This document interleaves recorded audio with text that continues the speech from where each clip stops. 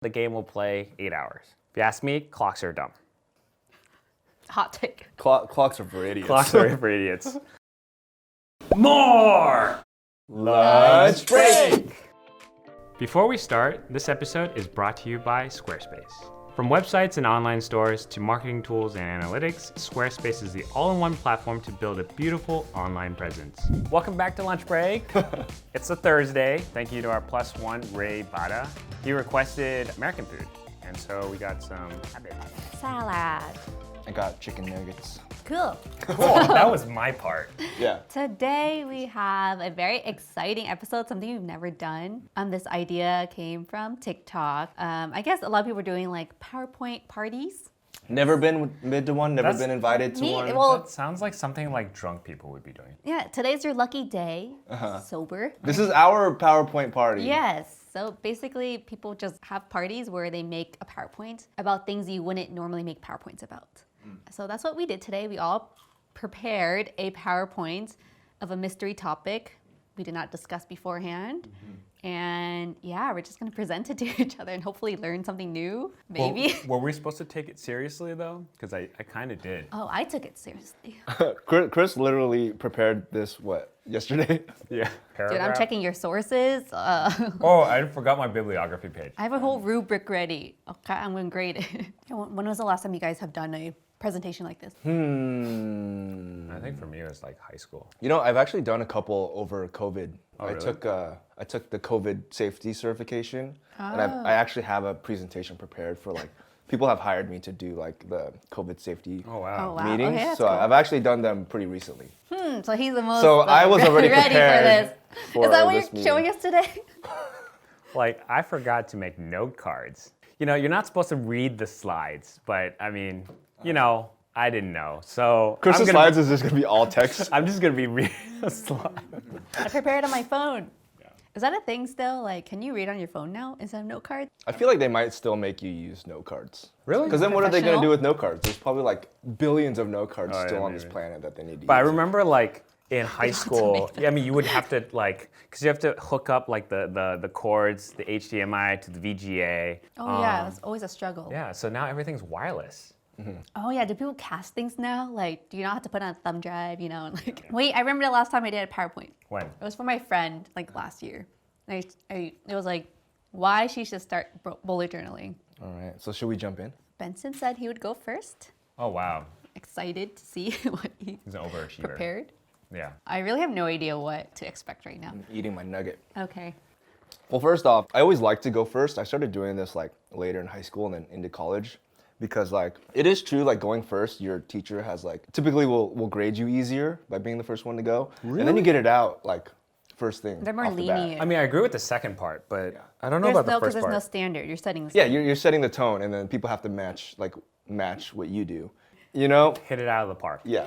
Okay. You know, then, people got to live up to what you got. So let's see if you guys can match this.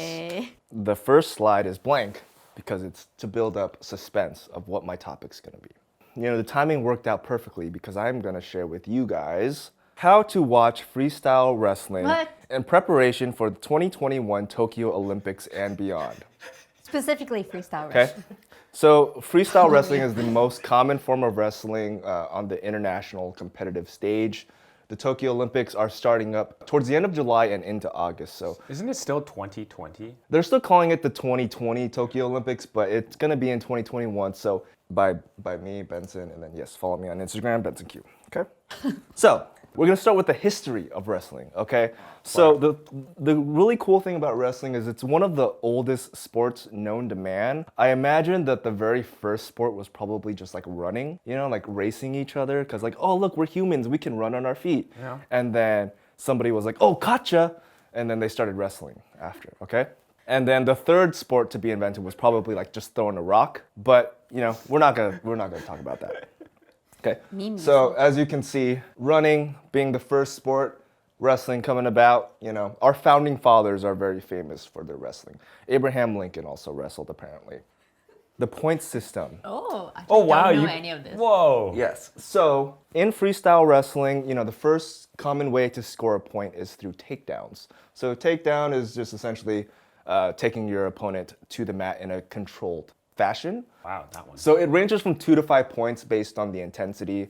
So like if you just kind of trip somebody and they fall on like their shoulder or something, that'd be like a 2-point takedown. Depending on the amplitude and the intensity of the takedown, it can be higher. So if you can take them down and bring them like to their back straight like that, that could be considered like a high amplitude takedown, which would be like maybe 4 or 5 points. Oh, wow. Okay, so the goal in wrestling is to score more points than the other or to pin the opponent. You following me? There's a few different types of takedowns that are demonstrated in these GIFs. So then moving on to another way to score points is through exposure or back exposure. So that would be like to a pin. So pinning the opponent is getting both shoulders on the mat. So in this case, you can see that the ref calls a pin here because he rolls the guy over, gets both shoulders flat. So in certain cases where the shoulders don't go flat and you do roll them over, you can get back exposure points, which can be anywhere from like 2 to 3 points. So like if you're rolling somebody over, but they don't like land flat, then that would be an exposure. If they do land flat in this occasion, that would be a pin. There is a pin there, but the referee is on the opposite side, so the referee can't confirm it from their viewing angles, but as you can see when he comes around, he can start checking. But he's keeping one shoulder up. So as long as you keep one shoulder up, that keeps you. Mm-hmm. So the moment both of them come down, then Then that's a pin, yeah. and then this guy gets the point. Or he gets the win if it's a pin. Oh. Yeah. It's a common misconception that it's like a 3 count, but it's actually just like a 1 second count. Oh, wow. So the 3 count is for pro wrestling, which we won't talk about in this presentation. The next ways to score points is through a reversal or out of bounds. So in this case, a reversal is when there's a person on the bottom and they do a maneuver to get back on top. Dude, did you see that? So this is a demonstration from a folk style type match, which is the most common in the United States. And then pushing the opponent out of bounds will get you a point as well, which is, you'll see that a lot in sumo wrestling. They're trying to push the opponent out of bounds, so they'll get a point there. So Would you say that's kind of lowbrowy? A little bit, but there's some history with this match that makes that really funny, but we won't go into that. Reversal and out of bounds. These are ways of like losing points to the other person. So the first way is through penalty. Okay, so this could be through like an eye poke, accidental eye poke. You would, whoever is the victim of that penalty would get that point. Maybe like it's a groin shot or unsportsmanlike conduct. That would be grounds for a penalty, okay? So in this case, you'll see the opponent is using this steel chair to strike the other person. So in this case, the person that is being hit would be awarded a penalty point, depending on the severity of that action. That was intentional, though. Okay, so this was clearly intentional, so this would probably be grounds for disqualification, but we don't know the circumstances of this particular match. If it was a steel chair match, then it would be legal. There's ways to lose points for stalling. So this is actually a GIF as well. Because they're standing so completely still, they're stalling and not creating an action. So the referee would warn both of these competitors in this scenario. So as you can see, it's the Undertaker versus the clone of the Undertaker, and they're stalling. They're taking up time. The clock is ticking. To the final slide, which is how you would win. Who's that?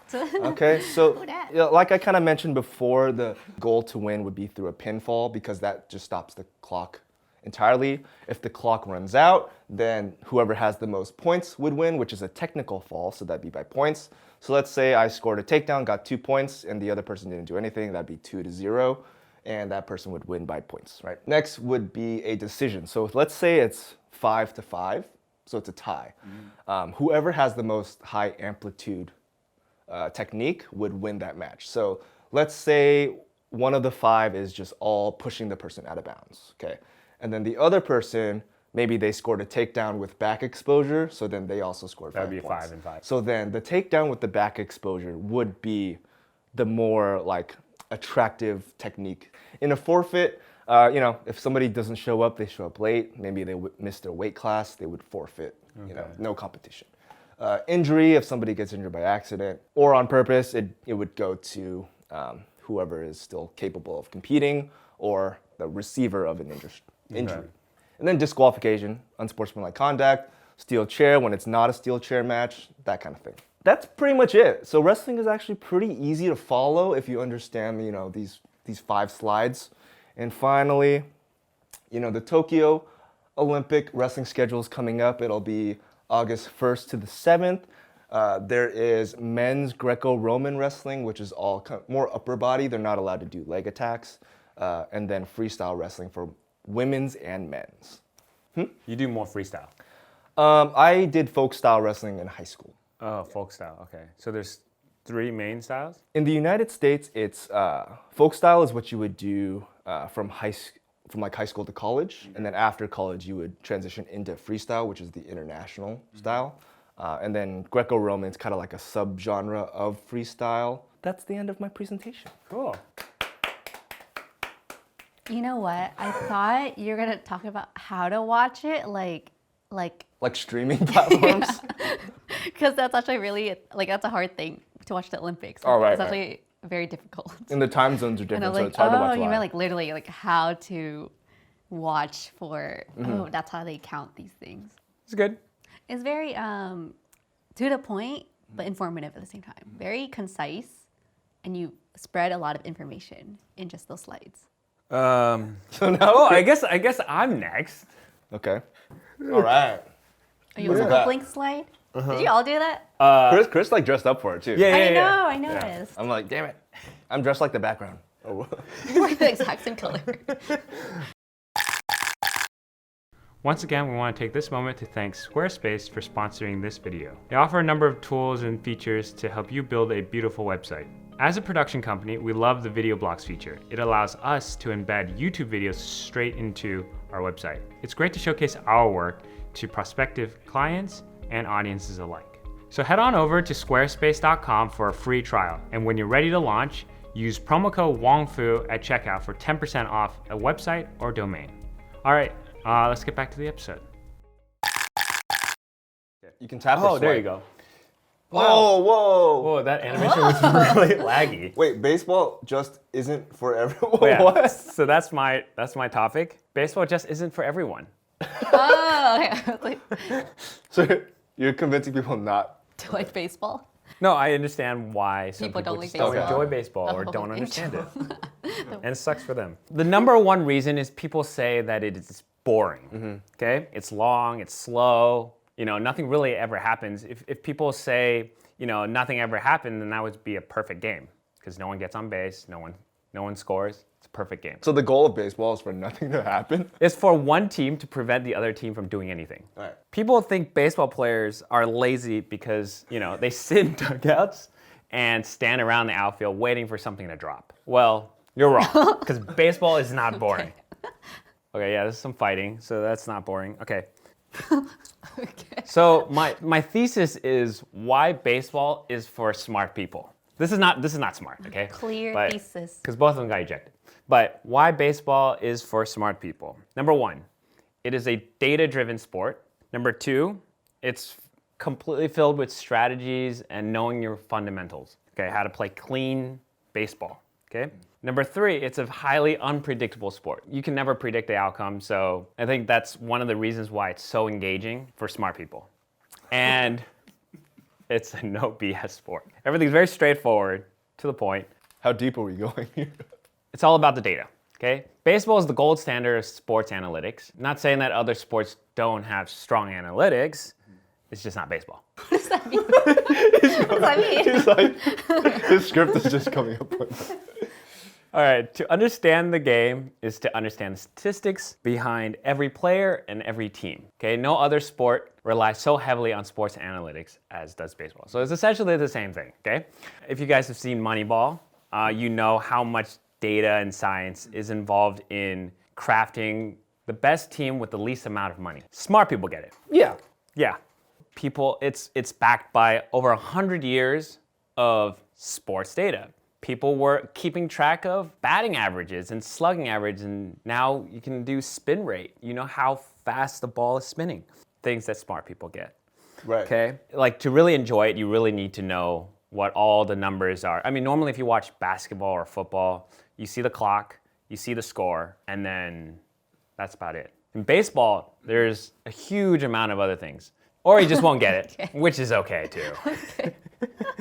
Okay, it's a game. It's a preface on knowing that you really need to know the fundamentals and how much strategy is involved. It's a very strategic game. Really understanding like decision making really will help you understand and enjoy the sport better. So you have to be sophisticated. It's a game of intellect. A single misstep or a charge error can really make it or break it for a team. So each pitch, each hit, each run scored can all be highly calculated based on the circumstances at any given moment. So decisions are made constantly, and if you recognize what is happening, it really makes it that much better to watch. If not, well, other sports just have, starting rosters. Baseball's got lineups. Starting lineup or a roster is based on the order in which they are hitting. So there's top of the order, middle of the order, and bottom of the order. Bottom of the order is usually people who don't have very good hitting ability. Yeah. And usually the top of the lineup are people who usually can get on base really quickly. So your on base percentage is probably higher. And the middle lineup are people who are able to score when batters or hitters are in scoring position. It's not an easy game to follow. Points aren't even called points, they're called runs. Strategies like when to bunt, when to hit a sacrifice fly, when to steal a base, when to intentionally walk, when to allow a run can help a team edge out their opponent. Psychological. It's a very unpredictable sport. Between the chapters and the chapter heading, maybe you should use different words, so I'm doing that. So finding order in chaos. Yeah, so the thing about baseball, which makes it for smart people, is that it's not a repetitive game. Okay, so when you watch basketball, it's not to really throw shade on basketball or football, but there isn't a lot of change in terms of the mechanics of the ball. It's a lot of it's like great plays, slam dunks, shooting hoops. But baseball has so many different variables. There are no shot clocks. There are no clocks in general. Everything's based on 9 innings, and each team has an opportunity to score, and they only have 27 outs. So if a game has to play 8 hours to figure out a winner, the game will play 8 hours. If you ask me, clocks are dumb. Hot take. Clocks are for idiots. Clocks are for idiots. So every at-bat can create a different outcome. No team really wins until the very last out. So when a team is behind and there's already 2 outs, 1 strike away from the last out, they can technically win the game. So another thing that makes it even more problematic or unpredictable, and why smart people really enjoy the game, is that all ballparks have actually slightly different dimensions, and they also have different obstacles. Some places, like in Chicago, Wrigley Field, the outfield wall is made of bricks, and sometimes certain outfield walls are higher than others. So a home run at one ballpark might not be a home run at another ballpark. And yes, sometimes they got to play in snow and rain. Did I also mention that every park also has its own ground rules? So no 2 games are alike. Smart sports fans don't like getting the same thing. Also, baseball teams playing a whopping 162 games a year. That's each team? Each team. And that's essentially 6 months. It's like 5.6 months. So gotta be patient. People usually say baseball players look fat, or they look like they're very out of shape. Some are scrawny. Some are people that you would probably pick last for your team. The sport is that you can really, root for the underdog. So you don't have to look athletic to be good at baseball. Baseball players come in all shapes and sizes. Tension and excitement comes from the progression of the game. Okay? All of that happens as the game continues to unfold. You don't need silly halftime shows, and you don't need cheerleaders to keep you interested when your team sucks. Let's focus on the game. Okay? That's what smart people would be doing. So baseball is not for the faint of heart. You really have to be the best of the best, okay? Among professional sports, I don't know if you guys knew this, baseball, to make the playoffs, you have to be the top 10 teams out of 30. The playoffs are the World Series. No, it's the postseason. World Series is the final thing of NBA. You essentially have more than 50% of the team still makes the playoffs. NFL, that's 14 out of 32. Hockey League, 16 out of 32. So that's 50%. That's more than 50%. This is about 33%. Allowing half the teams in is dumb. Okay?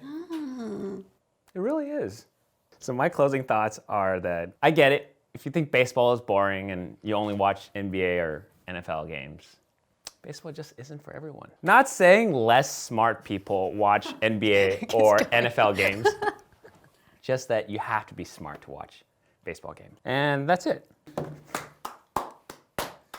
I don't know if I know more or less about baseball. Well, I guess I do know more. I think it is a hard sport to, like, if you were to take someone to a game and they've never watched baseball, it's actually kind of hard to follow. Yeah. unlike basketball and football. Hence, We went literally from the most primitive sport to that. Thank you, Christopher. I wish there were more photos.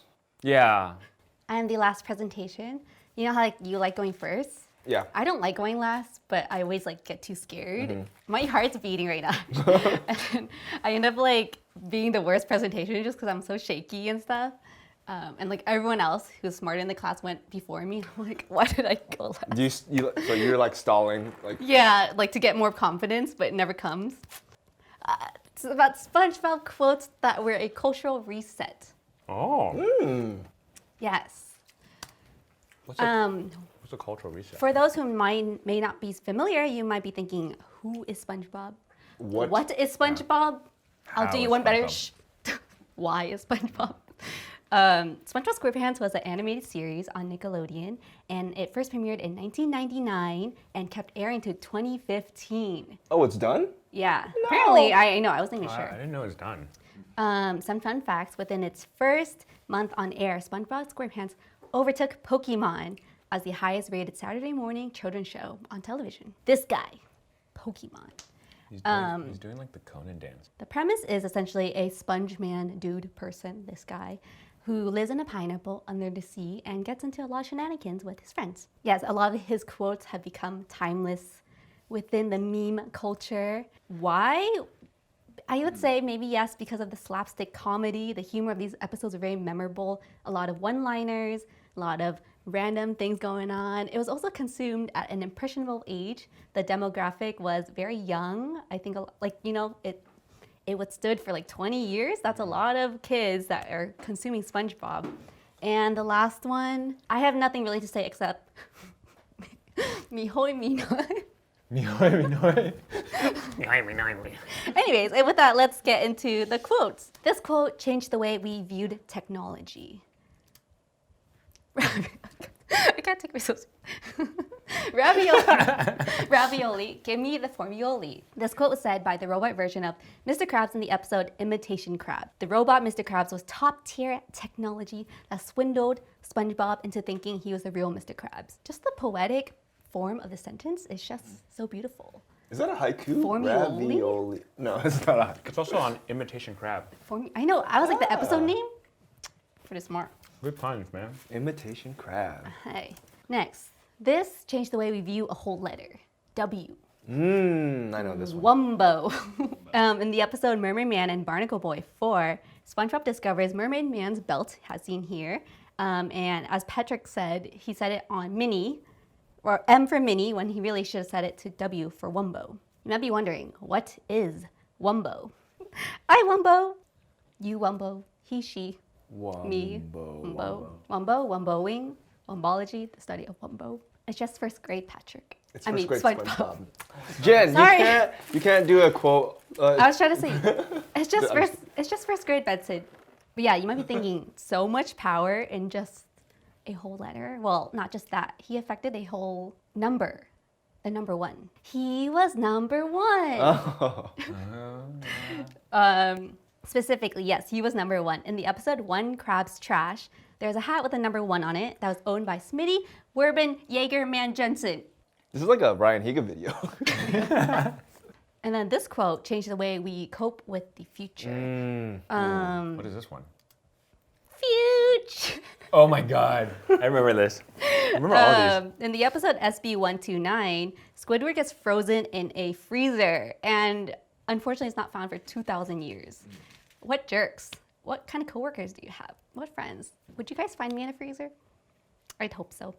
He's freaking out about the future here, and if this isn't me, I don't know what is. I think as time goes on, you realize Squidward is actually a very relatable character. Just look. I think he's the most relatable character. He is. In this He cartoon. Is. He quite is. Oh, and an honorable mention in also this form yeah. photosynthesis. Just, what? Okay. This quote taught us self-love. I'll end it in a more positive note. So, I'm ugly and I'm proud. In the episode Something Smells, SpongeBob gets really bad breath from a really gross ice cream concoction he made, and it caused everyone around him to run away. He didn't know what was causing everyone to run away. He just thought, or Patrick just thought, it's because you're ugly. And this is honorable mention is that he talked about the ugly barnacle story, classic as well. Patrick becomes SpongeBob's hype man and gets him to repeat this mantra: I'm ugly and I'm proud. Just say that out loud. Together, I'm ugly and I'm proud. And while there's so many more quotes, I didn't realize I would speed run through those so fast. It's not just a boulder, it's a rock. Oh, yeah. Plenty more quotes. The fact you could probably name 20 more quotes just shows how powerful this show has stayed in our minds, in pop culture. It's just crazy. With that, thank you. The inner machinations of my mind Dude, I really- are an enigma. Any questions? I really like the style of this PowerPoint. It's very like Yeah. animated. It's a lot of personality. Thank you. It doesn't feel like a template. It was a template though. Oh wait, really? I will say I'm kind of a SpongeBob snob in that seasons 1 through 3 is like the golden Yeah. age of SpongeBob. Yeah. Everything from the movie and onwards, I can't do. I would say most of these were probably from that Yeah. era. Yeah, from the era. I learned a lot. Did you? I remembered a lot, and I'm glad we did this. And I'd be excited to see what the rest of the team has to present. Yeah. If you like this, we'll do a round 2. Let us know what was your favorite fact you learned today. What would you like to learn more of? What you can relate to. Leave your best SpongeBob quote below. Also, thanks Ray Bada for being our +1. It was nice sitting down with you. And also, be sure to check out our merch at narastore.com. There's new stuff coming out all the time. Bye. Bye.